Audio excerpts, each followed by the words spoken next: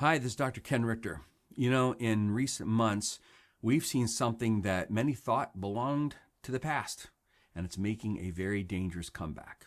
I'm talking about measles. It's a highly contagious viral disease, and it's surging again in parts of our country and across the world.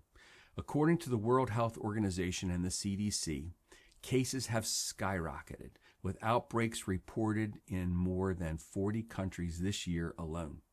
In the United States, cases have more than doubled compared to last year. Many of these outbreaks have occurred in communities with low vaccination rates, and the reasons are complex. Measles isn't just a rash and a fever. It can lead to pneumonia, brain swelling, and even death, especially in young children and those who are immunocompromised. The symptoms of measles typically appear about 7 to 14 days after the person is infected and progress in stages.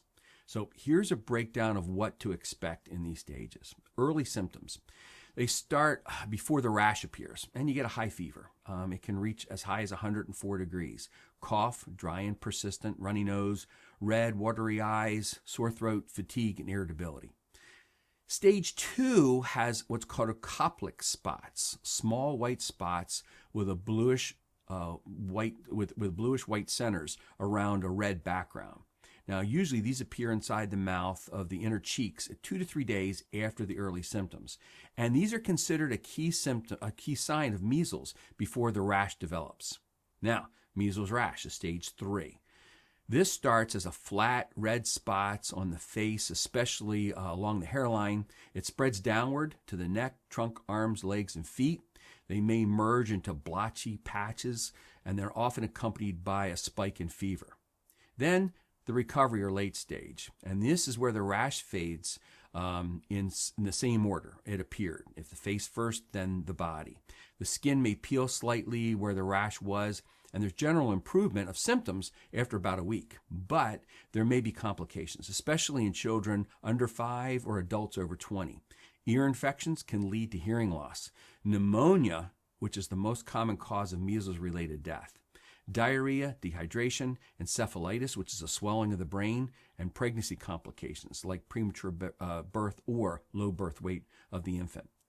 And measles is highly contagious. One infected person can spread it to 90% of unvaccinated people around them.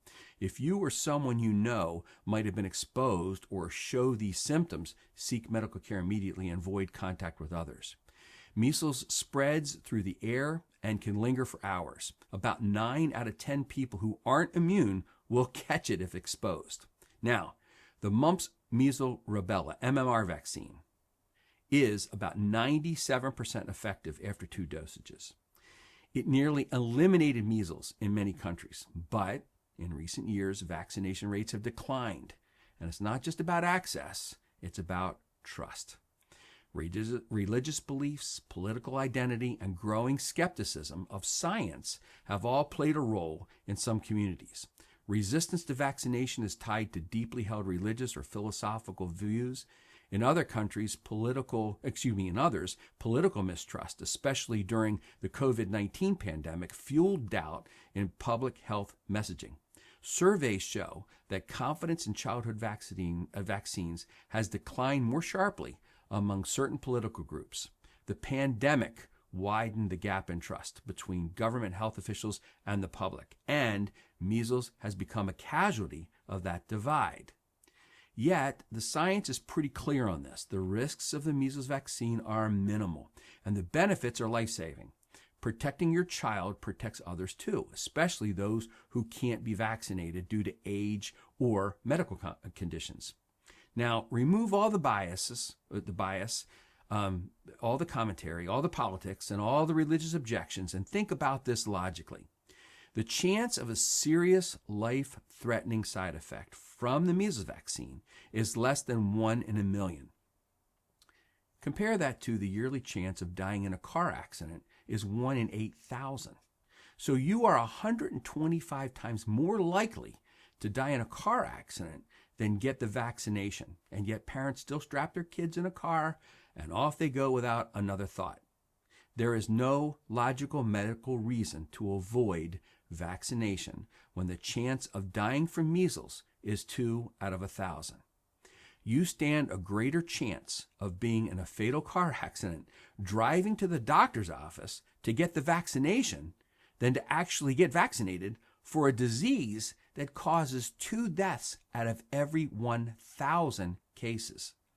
Still, I truly do understand the skepticism and the lack of trust in our healthcare system and in the political leaders of our country. There is too much political and financial bias in the information that is shared. The best advice would come from a trusted healthcare professional like your family doctor. I would not rely on the information from social media or from the legacy networks. They may serve to increase your awareness, but I encourage you to do your own research and ask questions to trusted individuals before making your decision. We can stop this rise in its tracks. It starts with trust. It starts with listening, and it starts with making the right choice about vaccination. Thanks for listening. This is Dr. Ken Rictor.